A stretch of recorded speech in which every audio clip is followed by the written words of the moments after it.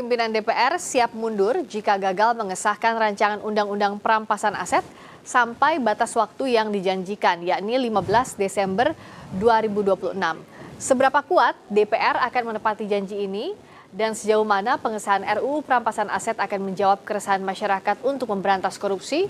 Kita bahas bersama dengan peneliti Pusat Kajian Anti Korupsi PUKAD Universitas Gadjah Mada Zainur Rohman dan juga anggota Komisi 3 DPR fraksi PKS Muhammad Nasir Jamil. Selamat malam Bung Nasir, Bung Zainur. Selamat malam Priska. Selamat malam. Terima kasih sudah hadir. Saya ke Bung Zainur yang juga dalam beberapa pertemuan kita dalam diskusi, Bung Zainur dan kawan-kawan PUKAD selalu mendorong untuk RUU perampasan aset ini segera dibahas dan disahkan. Kalau dari tuntutan massa agar DPR mengesahkan RUU perampasan aset dan DPR menyanggupinya, apa saja sih sebenarnya yang harus dicermati dan dimasukkan dalam poin-poin tersebut? Bung Zainur. Iya, tentu yang paling penting karena dari awal sudah dijanjikan ada meaningful participation adalah keterbukaan. Sampai saat ini pun PUKAD belum dapat nih draft update dari pembahasan yang berlangsung di DPR. Kenapa? Karena jangan sampai juga ini semacam tokenism, sekadar disahkan untuk meredam tuntutan publik. Ada dua konsep dalam perampasan aset sebenarnya. Yang pertama adalah non-conviction based asset forfeiture. Itu adalah perampasan aset tanpa pemidanaan. Ini adalah in rem, yang dituju adalah asetnya. Di dalam UNCAC, Konvensi PBB melawan korupsi, untuk in rem ini non-conviction based asset forfeiture, dia punya batasan, limitasi, yaitu khusus untuk aset-aset yang tidak bertuan. Misalnya pelakunya meninggal dunia, melarikan diri, tidak diketahui keberadaannya, atau sistem hukum mengalami impunitas, gagal menjerat pelaku. Yang kedua adalah illicit enrichment. Di dalam UNCAC, Konvensi PBB melawan korupsi, illicit enrichment itu adalah criminal offense atau sebuah delik yang itu butuh pembuktian sebagaimana delik-delik yang lain. Berbeda dengan in rem yang hanya menyasar kepada hartanya. Yang saya ingin katakan adalah apa konsep yang dibahas di DPR. Ya, karena ini konsep ini akan sangat bergantung menentukan dua hal. Yang pertama adalah akankah RUU ini ketika nanti sudah disahkan akan efektif untuk aset recovery, untuk yang kedua merampas harta yang tainted, yang tercemar, apakah itu hasil kejahatan, alat kejahatan, atau yang senilai dengan hasil kejahatan. Yang kedua tentu tidak hanya efektivitas, tetapi perlu diseimbangkan dengan bagaimana perlindungan terhadap hak asasi manusia, karena property rights salah satu HAM. Jangan sampai juga dengan pengesahan RUU perampasan aset ini kalau sembarangan dilakukan bisa mengakibatkan perampasan aset yang semena-mena oleh aparat penegak hukum. Bung Zainur, kita bahas dulu sampai situ dulu ya, Bung Zainur ya. Tadi kan kita bahas soal pertama keterbukaan dulu, draftnya belum diterima oleh PUKAD salah satunya ataupun koalisi masyarakat sipil lainnya. Berikutnya konsep apa yang dibahas oleh DPR? Bung Nasir silakan langsung dijawab. Mas Zainur, kalau mau draftnya jumpai saya di DPR, nanti tanya sama produser Kompas TV nomor HP saya. Nanti saya kirim ke Mas Zainur ya. Nah, nanti dilihat bagaimana isinya. Dan kemudian silahkan datang ke DPR, juga ke fraksi PKS untuk memberikan masukan-masukan terkait dengan gagasan yang dimiliki oleh Mas Zainur dan PUKAD-nya tersebut. Jadi kami sangat terbuka dengan masukan-masukan dari berbagai pihak, begitu ya. Jadi apa yang disampaikan oleh Mas Zainur tadi itu sebenarnya masalah RUU perampasan aset ini sudah kerap dibicarakan dalam berbagai macam forum, baik di televisi, forum-forum diskusi, dan juga forum-forum lainnya, bukan hanya di pusat tapi juga di tingkat lokal ya. Nah, karena itu sekali lagi pembicaraan ini sudah lama. Dan kita ingin memang pendekatannya itu adalah pendekatan non-compete gitu ya. Jadi bagaimana pendekatan non-kepidanaan juga ya itu bisa kita lakukan. Walaupun awalnya memang ada pendekatan perdata, tapi dalam tahap terakhir itu tidak ada lagi. Tapi tadi disebutkan oleh Mas Zainur, pendekatan non-pidana itu ketika orangnya atau tersangka atau terdakwa itu meninggal dunia, melarikan diri, keberadaannya tidak diketahui, dan lain sebagainya. Jadi sebenarnya selama ini kan kita sudah melakukan itu juga, ya sudah melakukan perampasan aset itu, tapi kan dengan putusan pidana dan dianggap itu tidak optimal, ya. Oke. Dan putusan pidana itu juga diikuti dengan denda dan uang pengganti dan lain sebagainya. Tapi sekali lagi itu tidak optimal dan para terdakwa itu atau tersangka itu sudah lebih dahulu menyamarkan aset-asetnya, ya karena dirampas setelah ada putusan pidana. Tapi itu tidak efektif, sehingga perlu dilakukan perampasan ya dengan model-model seperti ini gitu loh. Ya, jadi tadi soal yang disampaikan Mas Zainur juga sudah dijawab oleh Bung Nasir. Salah satunya untuk non pidana juga ada di sana. Tapi sebenarnya selama ini, selama Mas Zainur dan kawan-kawan mendorong untuk RUU perampasan aset ini dibahas, pasal-pasal apa saja sih yang khawatirnya sulit dimasukkan dalam RUU perampasan aset ini dan bisa jadi potensi tidak akan goal yang jadi tujuan kawan-kawan koalisi masyarakat sipil, Bung Zainur? Bung Zainur? Mas Zainur bisa dengar suara saya? Oke. Iya, Mbak Friska. Oh iya, oke. Silakan. Sudah tersambung lagi. Tadi sempat terputus. Terima kasih ya ketika ditawarkan kepada Pukat untuk dari sisi draft ya. Jadi dari sisi draft gitu ya, kalau Pukat itu mudah mengakses, tapi memang sampai saat ini kami belum dapat. Yang kedua, harapannya publik luas bisa mengakses. Contoh cara untuk transparan terhadap draft adalah taruh draft di website DPR secara berkala. Setiap ada perkembangan itu kemudian ditaruh sehingga tidak ada perbedaan antara kami dengan masyarakat yang lain, semua bisa mengakses. Ada kesetaraan akses di sana, itu yang pertama. Yang kedua soal pembahasan sudah lama. Kalau Pukat bahkan dari 2008 saya cek ya, salah satu tim risetnya dari tahun 2008 gitu ya. Tetapi kan kita tahu ya dari 2012, 2015, 2022, 2023 itu draft tidak mengalami banyak perkembangan berarti. Nah, ada tuntutan yang cukup besar dari publik sehingga ini memang harus dijadikan sebagai momentum. Soal apa yang harus masuk, yaitu tadi menurut kami gitu ya, ini mau menggunakan non-conviction based asset forfeiture plus illicit enrichment atau hanya illicit enrichment saja atau hanya non-conviction based saja. Itu akan sangat menentukan model yang akan dipilih di dalam hukum acara. Karena apakah prosedur nanti itu membuka ruang abuse of power itu ditentukan oleh hukum acaranya. Nah, kalau kita baca di UNCSC, Konvensi PBB melawan korupsi, saya ingat betul di pasal 20 itu ada illicit enrichment, di dalam pasal 54 ayat 1 huruf C itu ada non-conviction based asset forfeiture. Di draft yang lama Mbak Friska, saya ingat dua konsep itu dimasukkan ke dalam rancangan undang-undangnya. Nah, saya dengar dari salah satu kawan masyarakat sipil yang illicit enrichment katanya tidak sesuai dengan draft yang lama. Nah, daripada katanya-katanya, itu kan akan lebih baik kalau DPR transparan, menampilkan draft mutakhirnya dari satu waktu ke waktu yang lain, dari satu draft versi ke draft versi mutakhir, agar publik bisa ikut mengawasi sekaligus berpartisipasi.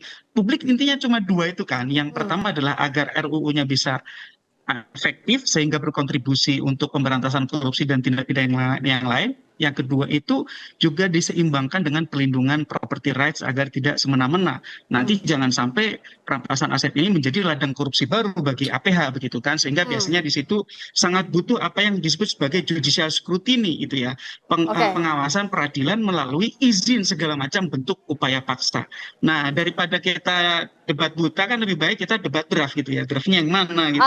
Itu Mbak Friska. Nah, apakah tadi tidak hanya untuk Pukat dikasihkannya lewat kami, Bung Nasir, Mas Nasir, draftnya pertama akan terbuka untuk umum juga atau enggak? Enggak cuma buat Pukat doang, tapi bisa diakses secara luas, Bung Nasir. Iya, jadi sebenarnya selama ini pembahasan mengundang banyak orang dari berbagai macam latar belakang, akademisi, praktisi, mahasiswa, dan juga penggiat anti korupsi, itu selalu terbuka di Komisi 3 DPR RI. Jadi tidak pernah ditutup pembahasan-pembahasan itu. Jadi silahkan masyarakat, bahkan juga disiarkan melalui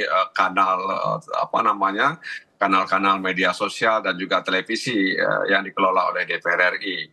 Oleh karena itu sekali lagi draft ini masih terbuka terhadap masukan dan kritikan dari berbagai macam pihak ya. Nah karena itu saya katakan bahwa barangkali sudah saatnya memang Pukat ya Gajah Mada ini untuk kemudian ikut bersama-sama ya membahas ini, memberikan masukan kepada fraksi-fraksi di DPR terkait gagasan-gagasan yang mereka miliki ya terkait dengan perampasan aset ini. Tetap saja bahwa perlindungan hak asasi manusia, property right, sebagaimana yang diatur dalam konstitusi, itu menjadi hal yang tidak bisa dipisahkan. Ya. Nah karena itu sekali lagi draft ini terbuka, apalagi tadi sudah ada semacam gentleman agreement gitu ya, gentleman agreement maksud saya antara pimpinan DPR dengan para aksi massa itu bahwa akan diselesaikan, dan tentu saja banyak orang berpihak, maksud saya banyak orang berharap agar bukan hanya soal penyelesaian tapi juga isinya itu diharapkan bisa memberikan kabar gembira kepada masyarakat Indonesia dan juga kabar takut bagi orang-orang yang akan melakukan korupsi terhadap keuangan negara. Nah, untuk yang NCB misalnya non conviction based asset forfeiture atau yang non pemidanaan, ini apakah memang dalam RUU nanti akan betul-betul akan mengakomodasi kejelasan dari hal yang selama ini kan kalau dalam pasal ini kan biasanya tidak bisa terakomodasi dengan baik, artinya lolos kalau tidak ada pemindanaan. Ini sudah betul-betul tercakup atau enggak sih Bung Nasir di draft yang terbaru yang DPR punya?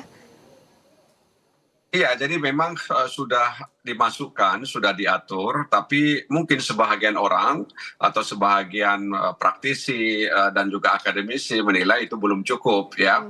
Makanya saya katakan tadi di awal-awal itu ada konsep soal keperdataan, jadi pendekatan perdata, bukan hanya pendekatan pidana. Jadi dalam rangka untuk merampas aset itu, lalu pendekatan perdata dilakukan, ya. Sementara proses pidana itu berjalan terus, ya. Nanti kalau misalnya hasil putusan pidana mengatakan bahwa aset-aset yang dirampas itu tidak bahagian dari kejahatan pidana, maka itu dikembalikan ya kepada yang bersangkutan. Tapi sudah dirampas dulu oleh negara.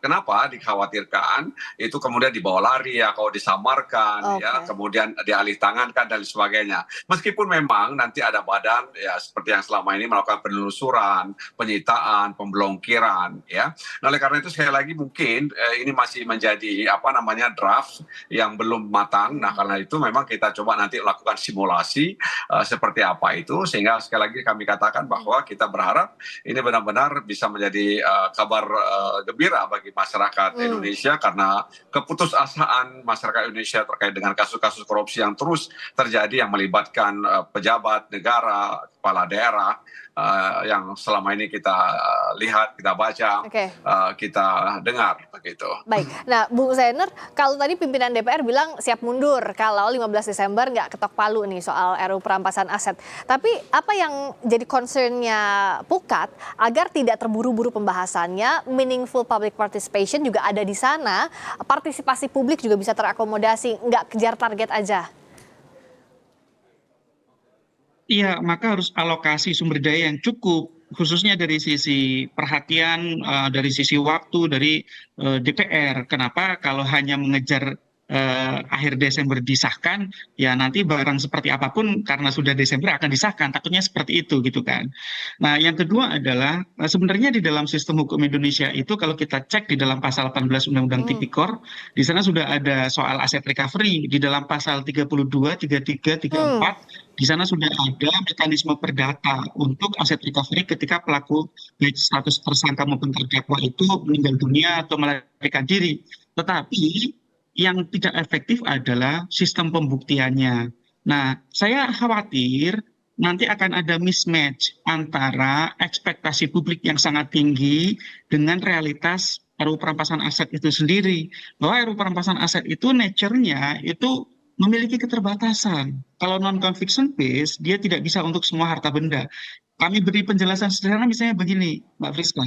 Kasus Alun masih hidup, orangnya ada di Indonesia, bisa dijerat dengan jeratan pidana. Itu tidak bisa dengan non-conviction based asset forfeiture.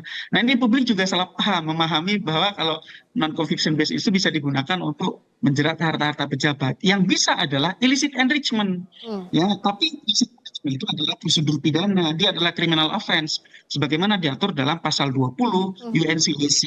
Nah, antara criminal offense dengan non-conviction based itu perbedaannya ada di standar pembuktian. Ya. Standar pembuktian pidana tentu jauh lebih tinggi. Kalau standar non-conviction based dia lebih rendah, biasanya menggunakan balance of probabilities. Nah, teknis-teknis pidana seperti ini memang mungkin bagi publik belum terlalu familiar ya, Ya, tetapi tetap ya publik harus diberikan pemahaman bahwa ini tidak seperti membalikkan telapak tangan keluar UU sah kemudian Indonesia akan habis koruptornya, enggak juga Ya. gitu ya. Yang kedua Mbak Friska, yang juga selalu jadi pertanyaan publik, kira-kira ini nanti kalau misalnya barang benar-benar jadi dalam bentuk yang sangat baik, bagus, efektif, ya sakti, pertanyaannya kira-kira yang menggunakan itu kira-kira akan berwatak baik atau berwatak jahat gitu ya. Ini kan senjata yang sakti. Kalau yang menggunakan berwatak jahat, meskipun sudah ada safeguard, sudah ada pengaman, khawatirnya nanti Ya. akan disalahgunakan. Sehingga harapan publik antara memperbaiki legal substansi hukum dengan struktur hukum itu dilakukan bersama-sama. Apa itu? Ya agenda reformasi institusi dan aparat penegak hukum. Ya. Misalnya pemerintah Oke, Bung. dibuatkan komisi Oke. percepatan reformasi polri. Tapi ternyata hasilnya zon, karena Iya. Presiden di dalam membuat undang-undangnya Oke. dalam rumusannya berbalik arah dari Jadi Bung tujuan Zainur awal. tadi Itu, menggarisbawahi ya baik soal substansi, struktur hukumnya berjalan, tapi juga penegakan hukumnya harus juga mumpuni, begitu Bung Zainur. Yang tadi disampaikan Bung Zainur. Gimana Bung Nasir? Apakah DPR juga akan mengawal Iya. ini, tidak hanya substansi hukumnya saja? Tentu saja kita tidak akan memberikan cek kosong ya undang-undang ini ya. Tentu memang harus ada upaya untuk menegakkan integritas, moralitas di kalangan aparat penegak hukum. Karena kalau kita mencermati selama ini penyalahgunaan kewenangan yang dilakukan oleh para penegak hukum itu juga tidak boleh dianggap ringan. Ya, kasus Febri misalnya mantan Jampitsus itu menunjukkan bahwa di level yang paling atas terjadi ya near integritas itu. Nah, karena itu sekali lagi kita berharap lembaga eksekutif ya itu mendorong ya melakukan usaha-usaha agar perbaikan reform di tubuh institusi penegak hukum dilakukan ya, sehingga ketika undang-undang ini misalnya lebih baik ya itu akan terasa manfaatnya oleh masyarakat dan negara.